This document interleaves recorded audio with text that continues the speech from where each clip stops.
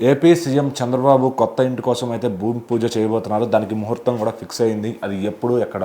So మొత్తానికైతే Chandrababu Naidu care of Amaravati అనే విధంగా తన స్థానాన్ని మాత్రం మార్చుకుంటున్నాడు.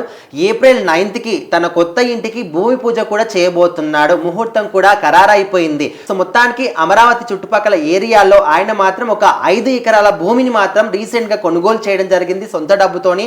అక్కడ ఆయన ఇల్లు కూడా నిర్మించుకోబోతున్నాడు. దానికి 2 కిలోమీటర్ల దూరంలోనే ప్రభుత్వ కార్యాలయం కూడా ఉంది. ఎందుకంటే ఇప్పుడు అమరావతి అంటే మనం ఇప్పుడు ఏపీ రాష్ట్రానికి ఎప్పటి నుంచో కూడా రాజధాని లేదు. అయితే చాలా మంది కూడా ఇంత పెద్ద అంటే ఇంత మంచి ఒక గొప్ప చరిత్ర ఉన్న రాష్ట్రానికి ఇప్పటి వరకు క్యాపిటల్ లేదంటే అది ఒక గొప్ప అవమానకరం మీకు అనే విధంగా చాలా మంది కూడా అన్నారు. సో అలాంటి వాటన్నిటికీ కూడా చెక్ పెట్టే విధంగా ఇప్పుడు వచ్చినటువంటి కూటమి ప్రభుత్వం మాత్రం ఈసారి ఖచ్చితంగా ఈ 5 ఏళ్ల పరిపాలనలో మేము ఎప్పటి వరకు అయితే ఉంటామో అప్పటి వరకు ఈ అమరావతి నిర్మాణం మాత్రం ఖచ్చితంగా చేస్తామని ఎప్పటి నుంచో కూడా చెప్పారు. అంటే తొందరలోనే ప్రధానమంత్రి నరేంద్ర మోదీ కూడా రాబోతున్నారు. అమరావతి పునర్నిర్మాణ పనులు కూడా ఆయన చేత ప్రారంభించబోతున్న న్యూస్ కూడా మనకు తెలిసిందే. సో మొత్తానికైతే ఇప్పుడు అక్కడే ఉండి అక్కడ ప్రజల్ని చూసుకోవాలని క్యాపిటల్లో ఉండి అక్కడ ఉన్నటువంటి సమస్యలు కావచ్చు లేకపోతే అమరావతి పునర్నిర్మాణ పనులు కావచ్చు ఇవన్నీ కూడా దగ్గర ఉండి చూసుకోవాలని ఒక ముఖ్య ఉద్దేశంతోనే ఆయన మాత్రం అక్కడ ఒక 5 ఎకరాల భూమి స్థలాన్ని కొని సొంతంగా ఇల్లు నిర్మించుకుంటున్నాడు. అయితే దానికి సంబంధించి ఇప్పుడు చాలా మంది కూడా మాట్లాడుకుంటున్నారు. ఇప్పుడు మీకు అవసరమా, ఏదో ఒకటి వేరే కట్టిన ఇల్లే కొనుక్కోవచ్చు కదా, ఇట్లా రకరకాలుగా అంటుంటారు. కాకపోతే ఆయనకంటూ ఒక ప్రత్యేకంగా ప్రజాధనాన్ని కానీ లేకపోతే ప్రభుత్వ ధనాన్ని కానీ దాని దుర్వినియోగం చేయలేదు.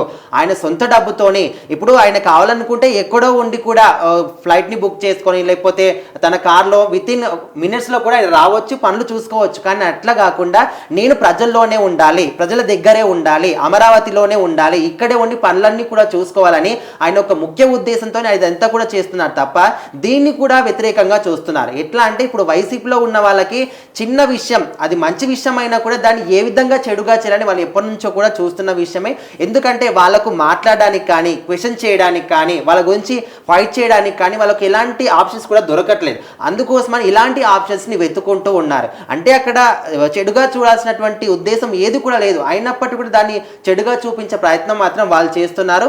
అంటే ఎవరు ఏమన్నా కూడా ఖచ్చితంగా ఇప్పుడున్న వాళ్ళు పట్టించుకోరు. వాళ్ళకు ఖచ్చితంగా ప్రజా సంక్షేమం ముఖ్యం, రాష్ట్రం అభివృద్ధి ముఖ్యం. కాబట్టి వాళ్ళు దాని దిశగానే వెళ్తుంటారు. మనం ఒక దారిలో వెళ్తుంటే 1,00,000 కుక్కలు మొరుగుతూ ఉంటాయి, అడ్డం వస్తూ ఉంటాయి, ఎన్నో ఆటుపోట్లు కానీ బ్రేక్ అవన్నీ కూడా వస్తూ ఉంటాయి. కానీ వాటికి మనం ఒక బ్రేక్ కట్ వచ్చిందని దాని దగ్గర ఆగిపోతే మన ప్రయాణం సాగదు, అక్కడే ఆగిపోతుంది. సో వీళ్ళు కూడా అదే ఫార్ములాను వాడుతున్నారు.